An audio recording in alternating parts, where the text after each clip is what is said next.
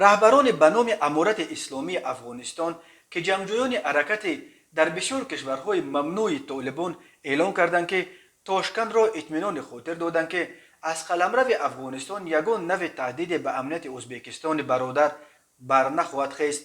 در این باره وزارت کارهای خارجه ازبکستان در اطلاع رسمیش در انجام سفر روز هفتم اکتبر وزیر خارجه این کشور عبدالعزیز کاملوف به کابل خبر داد. کاملوف به این ترتیب نخستین وزیر خارجه و بلندترین مقام دولتی از کشورهای آسیای مرکزی که بعد غصب افغانستان از سوی جنگجویان طالبان به کابل سفر کرد و با رهبر به نام امارت اسلامی واخورد.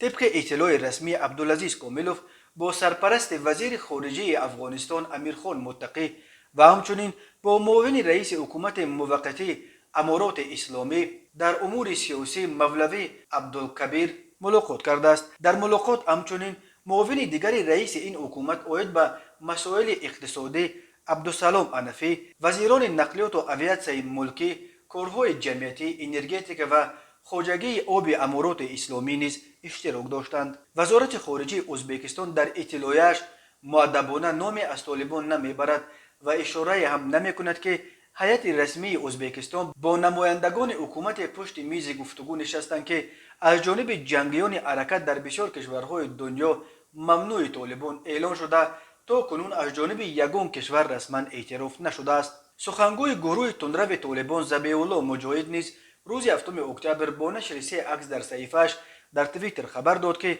امروز سرپرست وزارت خارجه امارات اسلامی افغانستان امیرخان متقی با وزیر کارهای خارجه ازبکستان عبدالعزیز کاملوف و هیئتی که او را همراهی میکرد واخورد.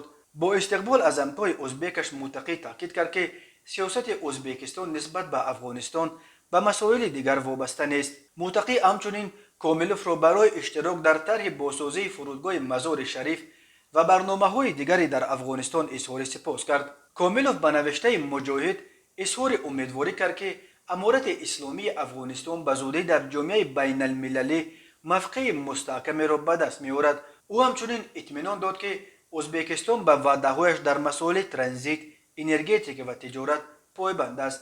یادآور می‌شویم که ازبکستان از بین کشورهای آسیای مرکزی یکی از نخستین‌ها شده در پی جستجوی راه‌های تماس با رژیم نو طالبان در افغانستان شد. این کشور روز 14 سپتامبر به افغانستان 1300 تن کمک بشری فرستاد که نخستین کمک تاشکند به افغانستان بعد به دست طالبان گذاشتن امور آن کشور بود. روز 2 اکتبر سفیر ازبکستان در کابل یادگار خواجه شادمانوف نیز با متقی ملاقات داشت.